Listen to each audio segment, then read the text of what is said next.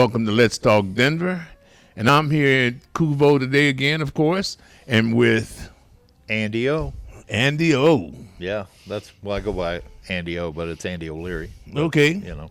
There we go, Andy. Tell me a little bit about yourself and the 40 years that you know about and being here, saying that you're one of the OG seniors in the house. Yeah. Only Carlos has been here longer than me. Tree got here before me, but she was gone for several years. But I'm a lifetime Denver guy. Grew up here. Remember the jazz scene way back in the day. My dad was a jazz player. I got hooked up with KUVO from Leonard Scotty. Okay, yeah. Scotty and I were friends. I'd go into the record store he was working at down on South Broadway. Mm-hmm. I got to talk about one thing about that record store. They had a parrot there. What did the parrot say? It didn't talk. It did. It's a parrot that didn't talk. It sang. It did. Oh. Scotty said, check this out. And he goes, Sarah Vaughan. The parrot does the intro from one of Sarah Vaughan's songs. Do, do, do, do, do, do, do. Oh, really? The parrot, you walk in, you go. How He cool did is that? saxophone, trumpet sounds. He never talked, but he did instrument sounds. He loved instruments. Because it and was a music. jazz record store. Record store, right. Anyway, so I'm in there talking with Scotty, and he says, you know, they got spots, volunteer spots. I'm down there. You should come down and give it a shot. So I came down. We were at the Indian Center over on Morrison Road back in the day, and talked to Carlos. I knew Carlos kind of secondhand because I was a intern for Theory Smith. Oh, yes. Theory was sick at the time, and I was pretty much driving him around, and his gopher and his intern, and he was just wrapping it up over at KDKO and went to work. I think it was the Fan. Right. So I got into radio from Theory, and got into sports talk, and so Carlos knew who he was, and Theory gave me a good word, and Carlos tested me. He asked me all kinds of jazz, like to see if I knew. You knew some jazz. Yeah, I knew everything. I'm just a jazz nerd, Right. So he put me on. He liked my voice, and I started on the overnights. I would work overnight at the Indian Center, get off at about, I think it was 4 o'clock, drive over to my day job, sleep in the parking lot a couple hours, work in the wrecking yard all day, then go back, park in the KUVO parking lot, sleep a couple of hours, and do another overnight shift. So are you talking about the Indian Center over on Gaylord? It's now it is now, but it was back in the day on Morrison Road, just south of Alameda. Okay, all right. On that slant over there where the street goes crooked on Morrison Road. Right. It was over there. There's nothing there but the stick. Oh, okay. That's all that's left now. It's right. They rebuilt everything in that area. They moved from there over to 22nd and Federal, I think it was. Okay. We was in that warehouse there, and we moved in with Channel 12. And then after that, we found our way over to 29th and Welton. Right. We were there forever. Exactly. Until yeah. 2020 when we moved here. Right. The old East Side Health Center building, yes. Yep. That building was everything. It was a bakery. It was a bakery. Yeah, it was Rainbow Bread back in the day right. when I was Rainbow a kid. Bread, yeah. You can't make better grilled cheese sandwiches than with Rainbow Bread. Rainbow Bread. Yeah. So I've been with KUVO.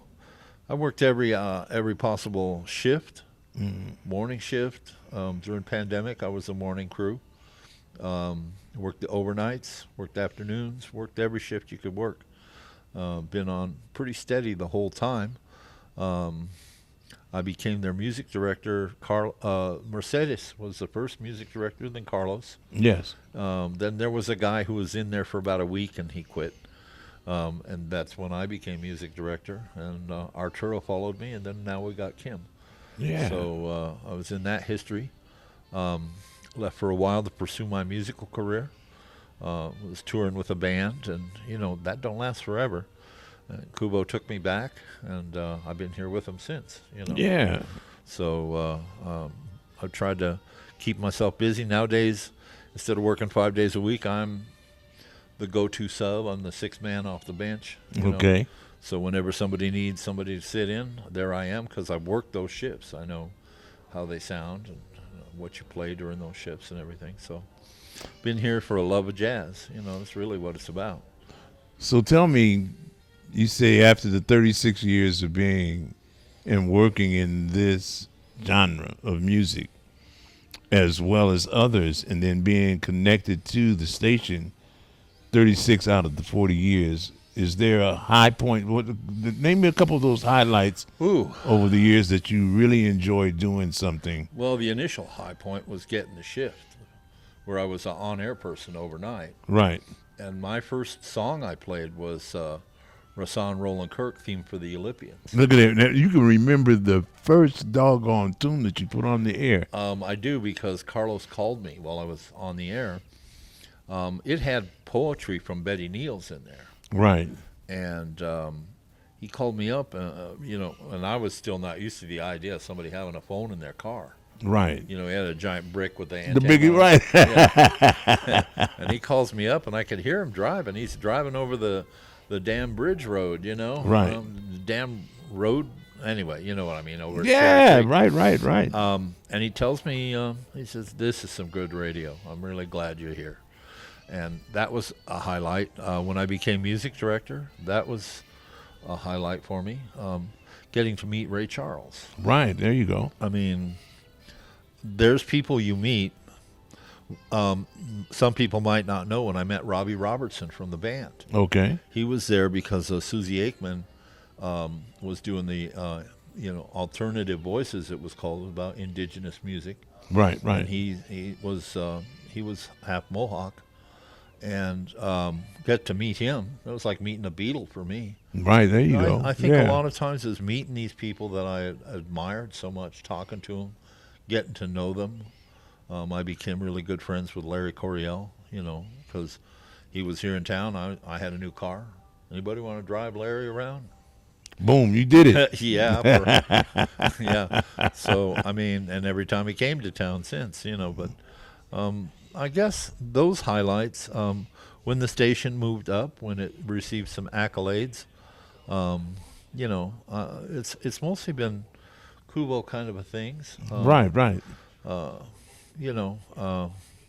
I've had some accolades myself, but I mean, really the ones that matter to me the most are what's happened here. Yes. When we moved into this new building, right when pandemic, and yeah, because we were on hold because we couldn't really get into the building. Yeah. We were behind on everything. They didn't open up the building. And so we literally almost 2 years after the original opening was supposed to be. Yeah. They put me in as the morning host. I took it really serious because I knew I was reaching people in a very dark time. Yes. With music to fight that darkness. Exactly. And that was a highlight for me, that I could be useful through the music and through being a host on the air. I won a Westward Best Jazz Radio Program, whenever it was back in the 90s. Mm-hmm. That show is still running on Sunday nights. Right.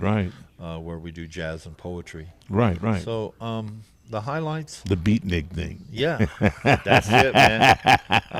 My mom and dad were beatniks, so yeah.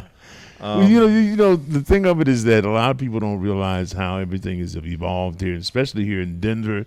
And like I've said with my other guests, is that the one of the beauties of KUVO is that now, especially in the digital world, that it is circumferencing the entire planet. You can hear KUVO anywhere on Earth now, and there's only so many jazz stations that are still left, and there's very few here in the United States, let alone. Yeah. And so the thing that you guys have done and how it was done and designed by the people for the people has really been something, and then the diversity of that. Tell me a little bit more about that. Well, first off, I want to address that my niece lives in Australia, and my Sunday night show is her morning coffee show. Okay. So, that's the thing about the music, is that it is an effort to reach out to the world. It's an effort to show a triumph over catastrophe, Yes. the American catastrophe. Jazz music is a triumph. I said it before, I'll say it again. It is a triumph over that. It is a way to reach out to people and show that we're all much closer. You know, as Maya Angelou said, we're more alike than we are unalike. Yes, exactly. And that, to me, is the single most important thing about music and about jazz music. It is our gift to the world. The gift was grown out of blood, sweat, and tears, Yes. out of people suffering. And it is the rebound from that suffering. And it's a traditional American music. It is. It is. It's the roots of America. It is now world music. Oh, yes. You know, I mean, you hear about Ethio jazz. The Japanese took to it, really. You know, you hear about jazz all over the world now. Great players. It used to be, it was rare when you heard somebody who was really skilled from another country. It used to. I was around long enough to remember when Toshiko Akiyoshi. Oh, yes. Was yes, like, yes. Not only it was rare to have a woman as a musician of that caliber, which it wasn't rare, we just didn't know about it. Right. You know. And being Japanese at And the same. it's like, what? That was a shock. I agree with you. You know, Yes. when I heard her the first time, I could have swore it was Oscar Peterson. Right, right. You know, and I was like, wow. Yes, So yes. it's made the world a closer and tighter and smaller place, which is why there have always been people out there struggling against it. Right, Some people want to keep the hurt going. right. We're here to fight that in a peaceful, loving way. And And you've been here literally from the infancy of doing this and getting it going and everything and being supportive. And then most of all, I'm also we are dealing with, I should say, the thing of public broadcasting has been attacked. It's been literally not conquered because the simple fact of it will still keep on with its pace when we lost the federal funding for it. And so that's one thing that I'm really preaching, especially on this show, and then as well as all the others. And then I did something similar where protect our public media, support our public media because it is designed by the people for the people. Totally that. It's the First Amendment rights, freedom of speech, freedom of expression, Yes, freedom of individuality. yes, There is no more expressive and individual music than what we play here. exactly. There's adjacent musics, the blues, Latin jazz, soul, you know, various, I call them adjacent. They're brothers and sisters of the music. Right, But individuality and expression is the most important thing. It's not a formula. yeah, It's not some 4 or 5 people that seem to be writing all the pop music. Hey, God bless people that like that music. That's fine. Everybody should be, music is sacred. exactly. Even if I don't like it, if I don't care for it, won't buy it, it's still sacred to somebody. By the same token, this music is sacred.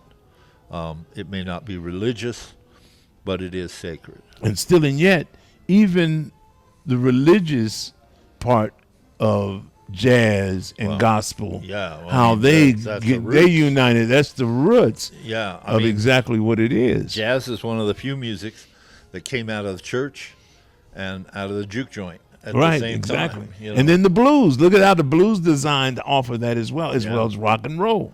Well, I mean, jazz and blues are the mother and father music of all music in America. Exactly. And, I was reading one time about, and I didn't know this, even though I'm a musician, and my father, the second generation of that, is that it was Miles that actually changed the whole doggone trajectory of jazz and bringing over the rock and roll, the R&B, all those different things, and how he took it and mixed it all within his grooves. Well, because his notoriety, Right. people knew who he was. There was examples of that. Sonny Rollins. put Yeah, an Sonny album out Rollins, yes. called The Bridge Yeah, with Jim Hall, electric guitar and saxophone. right. Easily could be called one of the first jazz fusion albums, and that was like in 1957, I think. Right, exactly, yeah. So that idea has been out there, as long as there's been electrical instruments. As soon as Charlie Christian plugged in an amplifier, Right. we were on the way. Exactly. Yeah. But Miles, he saw Jimi Hendrix and he saw Sly and the Family Stone at the Fillmore East, Right. and he just said, "Okay, they're reaching, Yeah. and I gotta borrow some of that and reach myself." Exactly. And it happened, you know. I mean, yes, he didn't invent fusion. Who knows who? Who cares? He just put it out there so we all were aware of it, you know.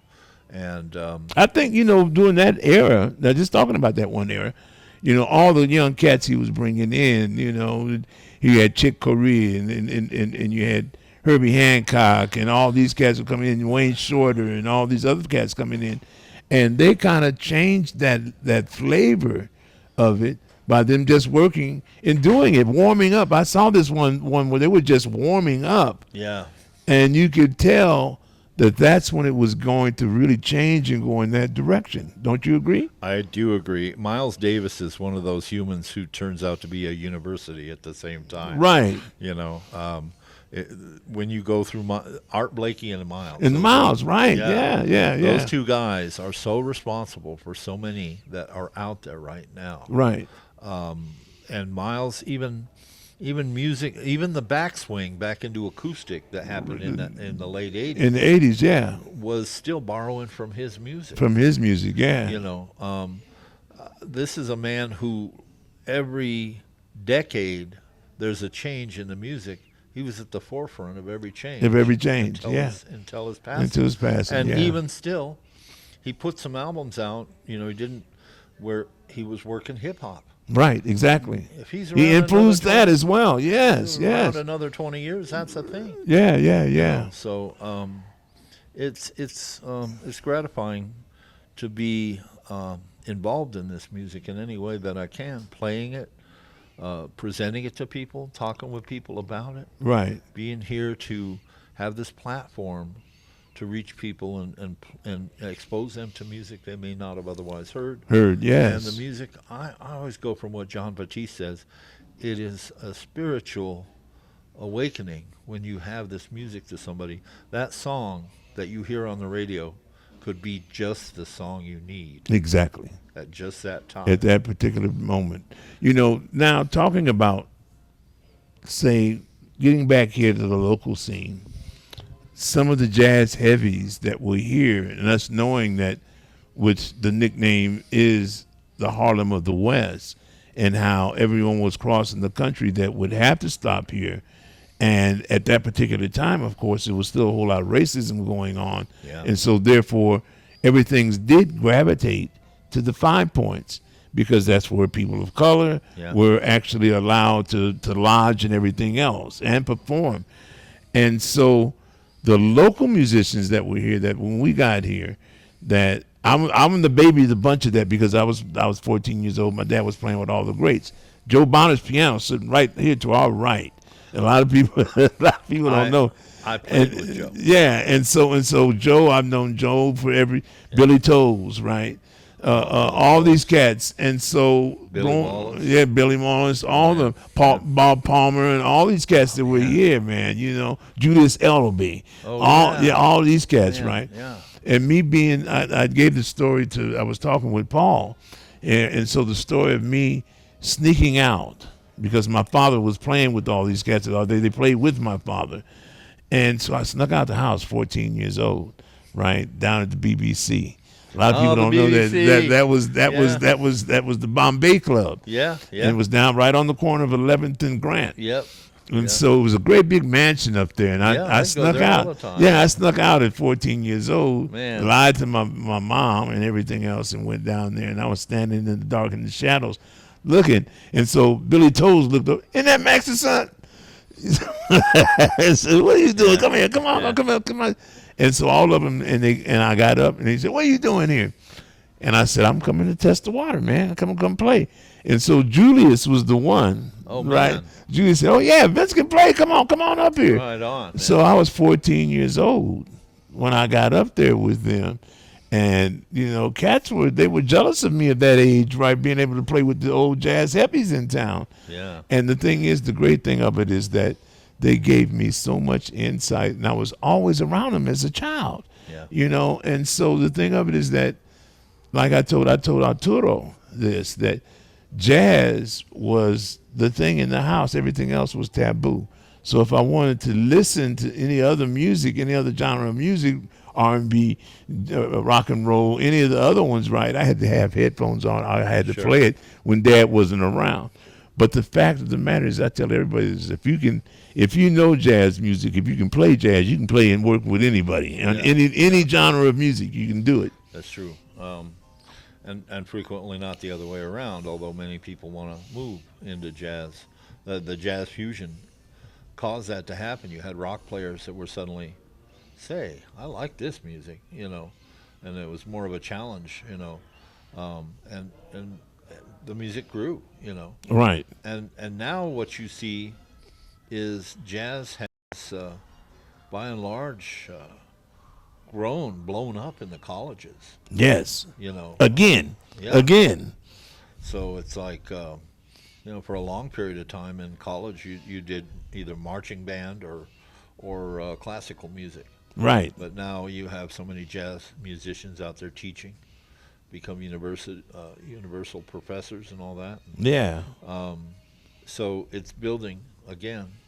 Well, there is a renaissance coming and happening, where these musics have all mixed with, jazz fusion, jazz, hip hop, soul. It's all mixing again into individual sounds. And the thing of it is that I've shared this earlier as well, that when they took and started moving around the government, we know how government is, just like what we're going through right now. Yeah. When the government started taking funding from the arts department in public schools, that changed a lot. As far as you don't have as many musicians that are coming up and doing it. And in the digital world, it's almost it's a dinosaur. As I was coming up, you had music classes, not just where you would learn instruments, but they taught music, They taught music, theory, history, choir. Right. That was part of the everyday curriculum. It was 45 minutes a day. Yeah. Every day you And did one of the three. first thing to go. Well, to me, music is just as important as all the STEM stuff, science and math. It's just as important, because if you have somebody who knows music, loves music, you have a better human being. Exactly. And Music does soothe the savage beast, as they does say. that, but it also engages your mind. Yes. To hear Bach. Oh, hear yes. Charlie To hear them, Parker, probably, yes. Your brain is doing more work than, Right. I'm not going to mention names, but there's some people you don't really have to work hard to listen to it.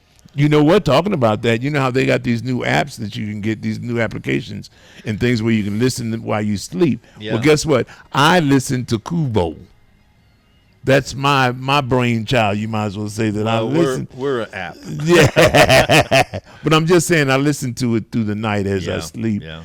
And it's just a thing of being so engaged in it.